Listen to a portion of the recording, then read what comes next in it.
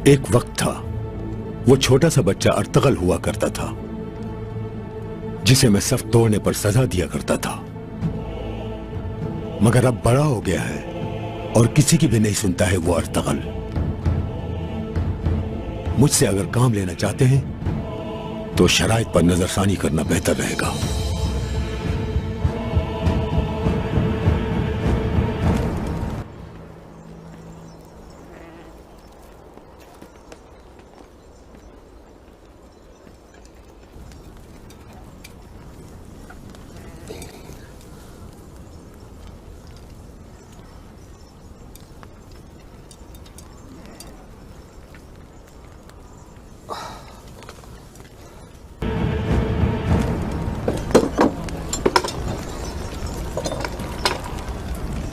अस्सलाम वालेकुम।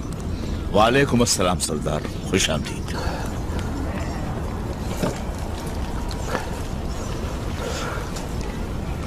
शाहीना कैसी है? बेहतर है, अब तो बेहतर है, काफी बेहतर है।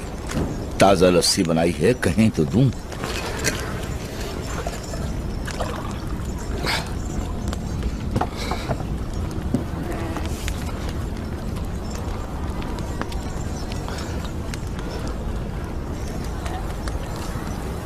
कुर्दोगल के बारे में तुमने जो कहा था, अब उस पर गौर कर रहा हूं मैं।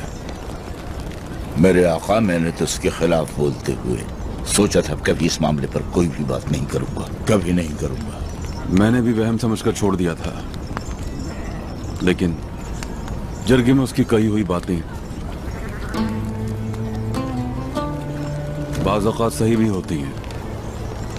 मैंने सोचा ज्यादती ना हो जाए उसके साथ, मगर इस दफा बात कुछ मुख्तलिफ है। मुझे मालूम है, सब मालूम है, बल्कि सभी को मालूम हो चुका है उसने जो बदतमीजी की है। एहसान फरामोश, हद से बाहर हो गया। बल्कि मेरा तो ख्याल है काफी अरसे से वो ज्यादती कर रहा है।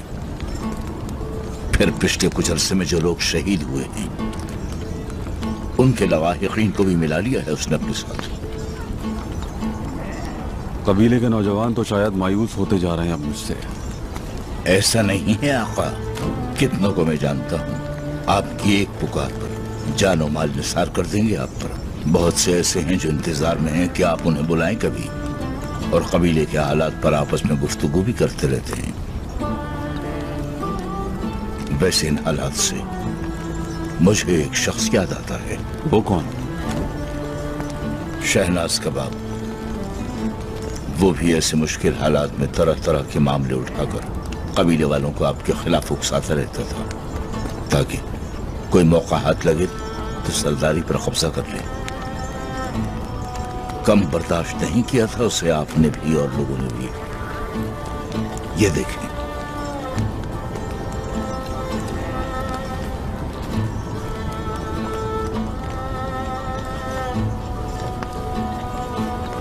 ये आपके मरहूम बाबा ने तोहफे में दिया था मुझे।